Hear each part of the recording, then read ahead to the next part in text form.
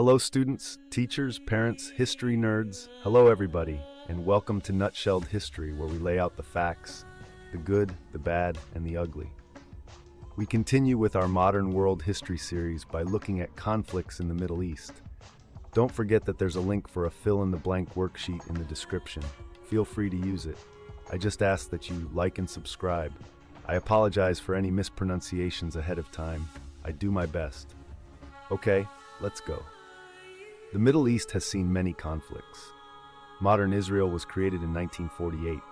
Palestinian Arabs claimed the same land. After Arab countries attacked Israel in 1967, Israel took control of lands that came to be called the occupied territories. The Palestine Liberation Organization, led by Yasser Arafat, fought against the Israelis. Some Palestinians took part in uprisings called intifadas, and suicide bombers spread terror inside Israel. The Israelis responded with armed force, and Palestinian bitterness increased. Israeli Prime Minister Yitzhak Rabin and Yasser Arafat signed a peace accord in 1993. There were many stumbling blocks, however, such as disagreements over Jerusalem, a city sacred to Jews, Christians, and Muslims. In recent years, new conflicts flared between Israel and the Palestinians that set back hopes for peace. Lebanon is home to diverse ethnic and religious groups. There is a delicate balance among Arab Christians, Sunni Muslims, Shiite Muslims, and Druze. Tensions among the diverse groups erupted into civil war that lasted from 1975 to 1990. Christian and Muslim militias, or armed groups of citizen soldiers, battled each other. Later, Israel and Syria were drawn into the fighting. Sectarian divisions remained even after a fragile peace was restored. By 2012, the civil war in neighboring Syria threatened renewed violence among rival militias in Lebanon. In addition, a huge number of refugees fled the civil war in Syria, straining Lebanon's resources. Conflicts also plagued Iraq. Iraq's Sunni Arab minority had long dominated the country. Iraq's Kurdish minority and Shiite Arab majority were excluded from power. In 1980, Iraq's dictator Saddam Hussein fought a prolonged war against neighboring Iran. In 1990, Iraq invaded Kuwait. In response, the United States led a UN coalition that liberated Kuwait and crushed Iraqi forces in 1991.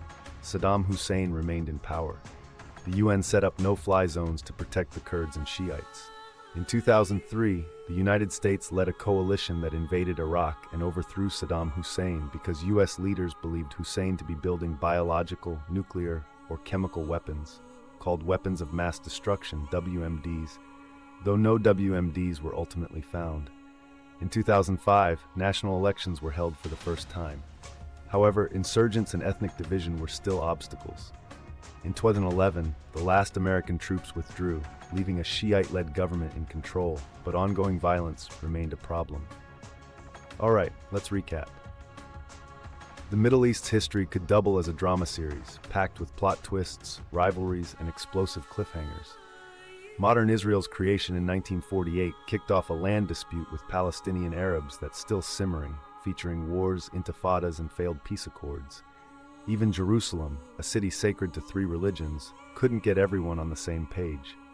Meanwhile, Lebanon's mix of Christians, Muslims, and Druze tried coexisting, but ended up in a 15-year civil war where militias fought like it was dodgeball with bullets. Over in Iraq, Saddam Hussein dominated until he picked fights with Iran, invaded Kuwait, and made the US drop in twice. First to kick him out of Kuwait, then to overthrow him over phantom WMDs.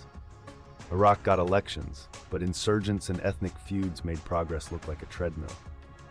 Add Syria's civil war spilling over into Lebanon, and it's clear the Middle East has enough drama to fill 1,000 history books, or a season of Game of Thrones. There you have it, folks. That is conflicts in the Middle East nutshelled. Thanks for stopping by Nutshelled History. There's no conflict with those like and subscribe buttons, so smash them real good. See y'all next time on Nutshelled History.